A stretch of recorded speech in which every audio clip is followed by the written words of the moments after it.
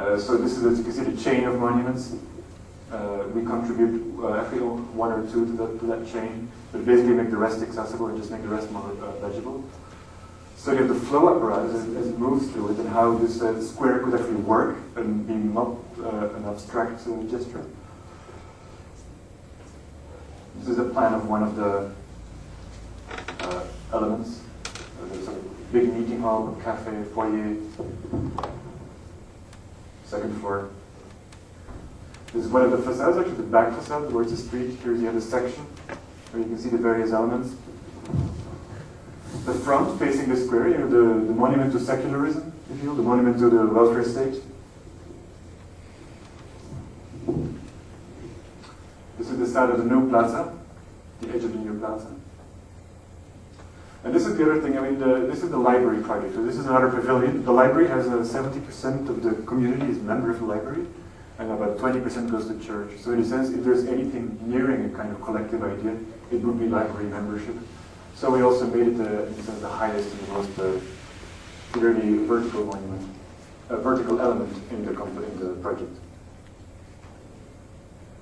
It's very simple. It consists of three things: a book stack, a shell cube, which is wider, and a circulation pattern. And these things don't fit, so in the spaces between them, you actually get to understand how the system works. Simple openings here.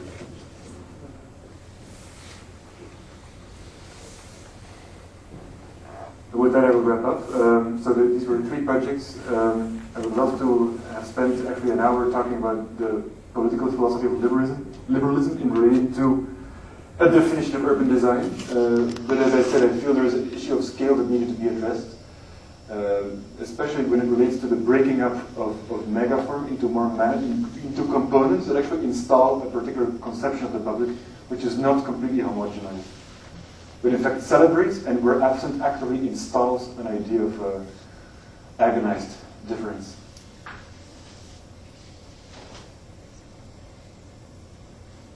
Thank you.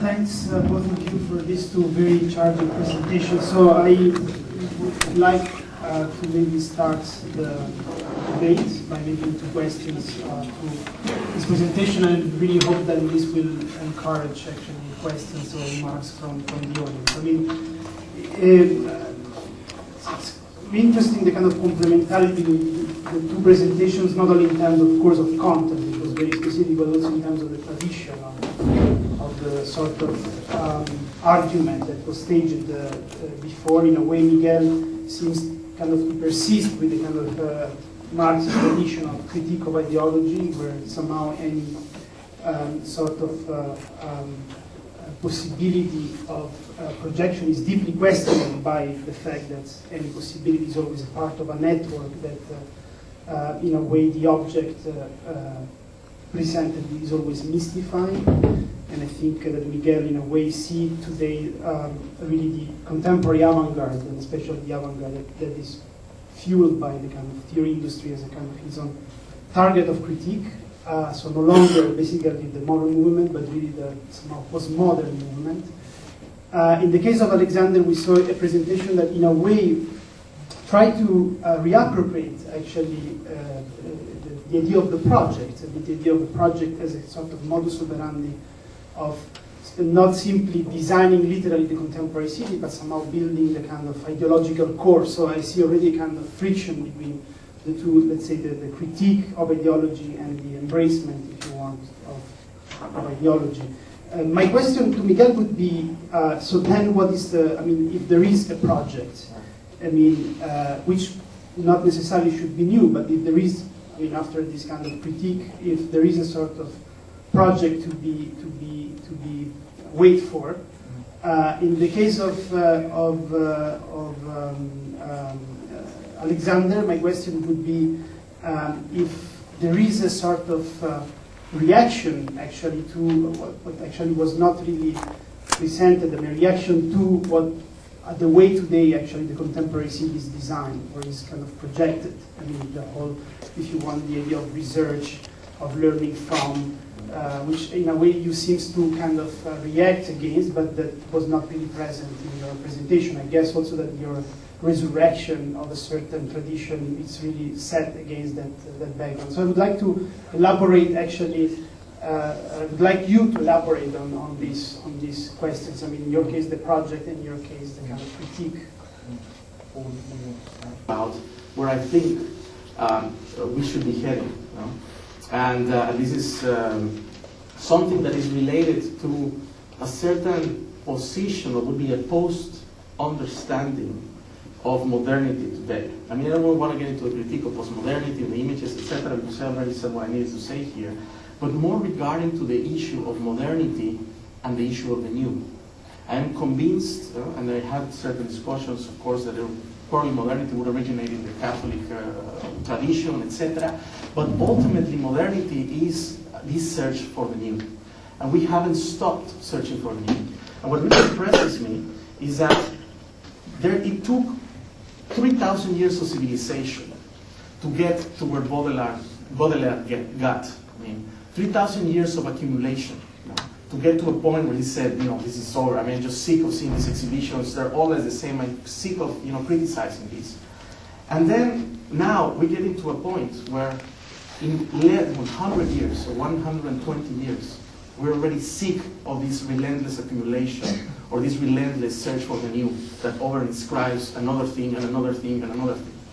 So in my view, the only escape, at least theoretically, I'm not talking practically, we can have is that realize that we live in a moment where the new or the upcoming thing or where time is no longer a factor anymore. Let me be a little bit more precise, and I want to relate to Robles-Duran here. Because he inscribes or he says that everything has become contemporary today. You know? Which means that before, let's say in modern times, where Baudelaire, you know, was charged, you know, going against you know, everything that was resignified, etc., trying to clean up, or let's say Malevich Black Square, where he dictates, you know, it's over, let's start again, or the Russian nihilism, etc. The moment, that moment was a moment where we actually seeked that something will come that will replace what was behind. It was a moment that we always looked forward, and this is what I tried to simplify when I was making the reading of this painting by Delacroix. I mean, we had that, all the civilization had that idea that something will come that will replace, you know, whatever comes after. And also, it's always this new. I think we have come to a point where basically pluralism, you know, liberalism, and all of these conditions is actually telling us that these things won't change anymore. No? That it's not really a relationship between seeking new, but it's a relationship between seeking modes of cohabitation. And Robles-Duran says, nobody asks, you know, how the hell is this all together, everything contemporary is going to coexist, you know, is going to be together. You know? How, if this prediction of the fall of the American economy, you know, which will contain every one of us, because that was, how would we respond in space at this moment? So I guess what I'm trying to say is that, in my opinion, we should start, if we really want to transgress postmodernity, we should start to say, well, yes, we live in a moment where everything is contemporary, and no matter what we do, I mean, how much avant-garde we feel, it's going to be still contemporary, or it's going to be the oldest thing that we produce, because it's just a recycle of things. So ultimately, I'm seeking more towards an architecture that does not conform itself with the image, nor with the form, but with the relationships between the spaces of cohabitation, which is something totally new for our discipline. I don't have the response. Right? I wish I had it, but I want. So you're still again about new. I mean, it's something new. No, it's accepting that this new will not come. So it's accepting and dealing with the relationship, you know, between things that exist and that will forever be contemporary. And that we don't accept yet. You know, you in these architecture schools, we're seeking for the new architecture to come. I mean, no matter if I see it flying, you know, an architecture that floats, or we saw with the Blair of Diller-Scofield, you know, an architecture that disappears. I think that all of these things have ceased to amaze us. I mean, to what point, you know, are we going to keep on producing these new objects? And I think it's a moment where it has consumed itself in just 100 years, and the Baudelaire took 2,000 or more years of civilization. Alexander? Yes. The learning from wave, right? I mean, there's actually an article in the volume thing, which is called "Learning from Late Modernism," So I mean, the point is